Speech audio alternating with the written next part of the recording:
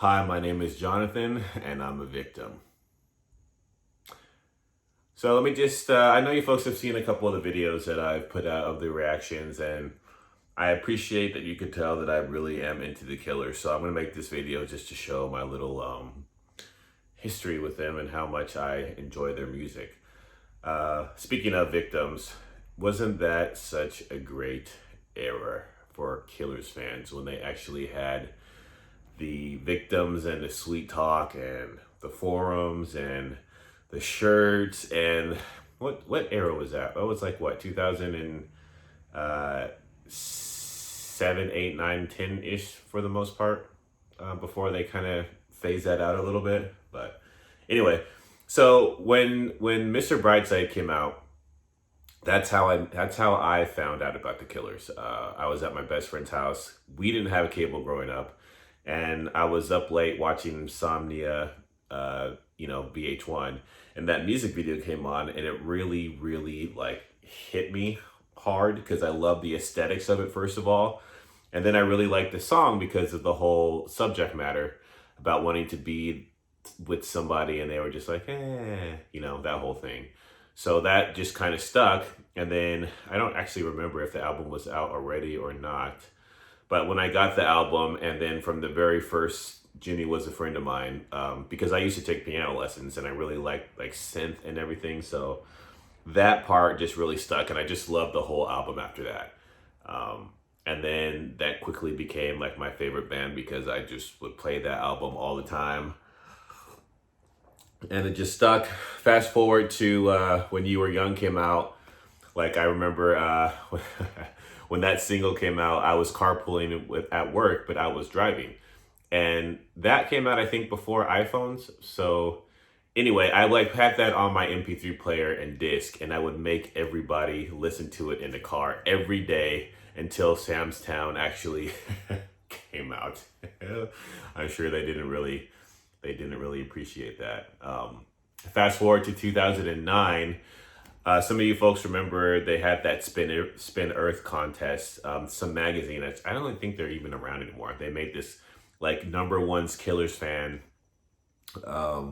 contest. So I submitted this video, which I'll put a link here or it'll be here, whatever. And I actually won that one.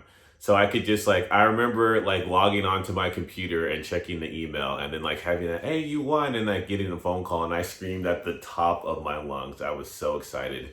And the winner got to see them in, it was like it was Vegas, San Jose, and Coachella.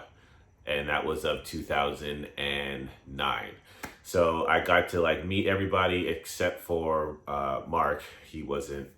I don't think he wasn't at the Vegas one when I met everybody there. But anyway, that was a pretty fun thing. And then let's see, that was 2000. So then it's also in 2009, because that happened in April. So in May, I went to Europe for 3 months. And while I was in Europe, the Killers announced that they were at that London Hyde Park calling. Now I'm blanking on the word. What was the word? Like Coachella Music Festival. So I went to that. And then shortly after that, they announced that they were doing the Hyde Park calling. I mean, the live at the Royal Albert Hall, their first live DVD. So I actually did go to that too. And that was, I think like when they played when you were young there, that was one of the best things and experiences I've ever had with them at the Killer Show, for a Killer Show. That was pretty dang fun. I can't believe I actually was there. And then let's see, fast forward some more. So like 2010, 11, when the day and age started kicking off, I learned how to make some like little things. Like I made this K, just like little things that I like of them so much. My huge collection of Killer shirts, which are all in storage now, which I'll get to that later. I think one of my favorite things that I have of theirs is I have a blue vinyl Hot Fuss still wrapped up that I found at Hot Topic in like the middle of nowhere town driving across America somewhere. So that's something I also really loved. But oh yeah, where was I going with this? So Day and Age tour. I grew up in Los Angeles and I was working in Hollywood at the time.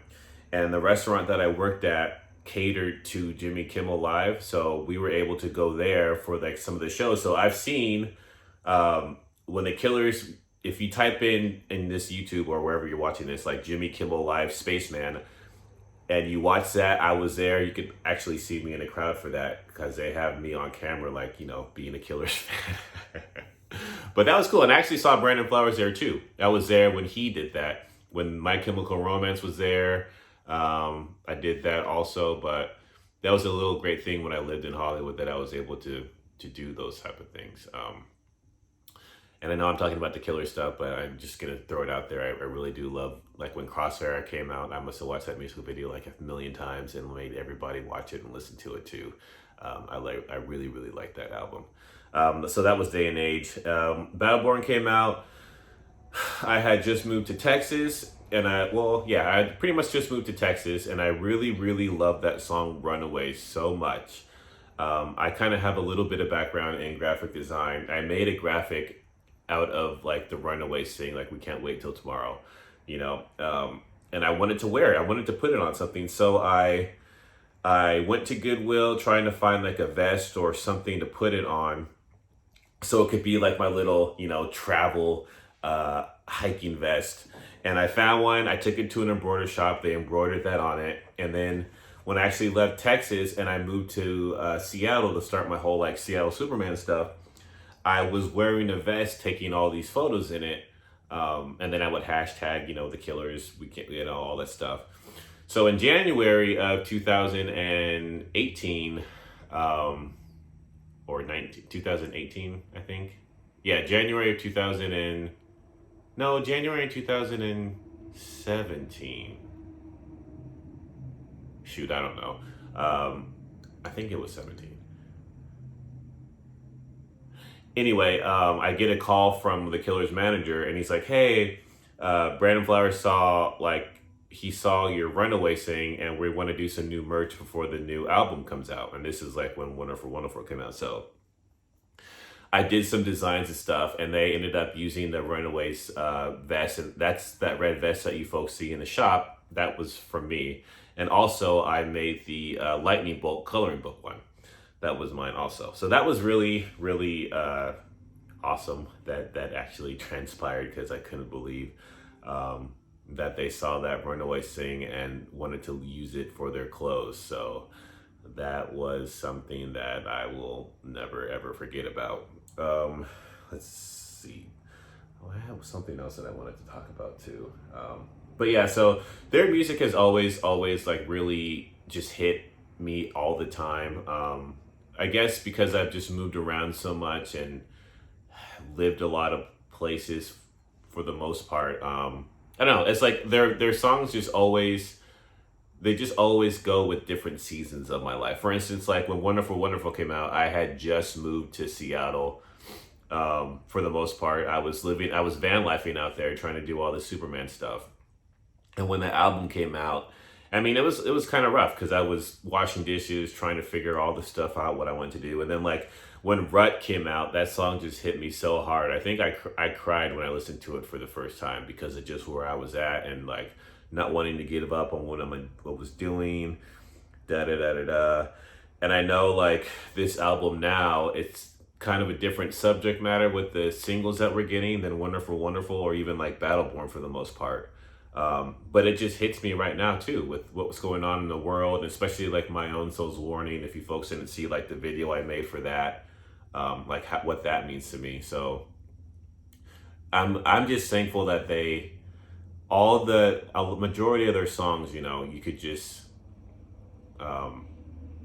you know, they just hit you at different seasons of your life, and that just makes me think of This Is Your Life. So like, I have This Is Your Life tattooed on my fingers here. I have that like right here. I have somewhere. Oh yeah. So this is like you never win. Wait, what the hell? Yeah, you never live, you never learn, then you never shine if you never burn. And then I have that Should I Just Get Along With Myself? I never did get along with everybody else on my side right here. And so shows, the last show I think I saw of them was Hangout Festival in well, you folks know. If you're watching this video, you might know or remember when that was. And then it was either that one or Life is Beautiful, whichever came first. But when the Life is Beautiful in Vegas was there, like that was such a great weekend. I met a lot of people from there, um, from like other victims and stuff, and it was such a great time. I think that was the last time that I saw them. I didn't see them on the Wonderful Wonderful tour at all. I was too broke living in a van. But anyway, so yeah, so that's pretty much my whole thing. I know like some people have asked like ranking the albums and everything like that, and I honestly just don't. I just haven't sat down and thought about it. I guess I could go into that more in the comments, but like Sam's Town, and I know Sam's Town, Hot Fuss, like I know those I could play absolutely without going through any like skipping songs, but some of the later ones I could just listen to like all the high energy ones for, and then I'll have to be in a mood or like, in my feels if I want to hear like the slower ones. But yeah. Anyway, it's now reached 11 minutes of me just ranting about this. So if there's any questions you folks have before the album comes out, I just kind of wanted to take this time to introduce myself and say hi. And thanks for watching the reaction videos, and I really appreciate it. And I will talk to you folks in the comments.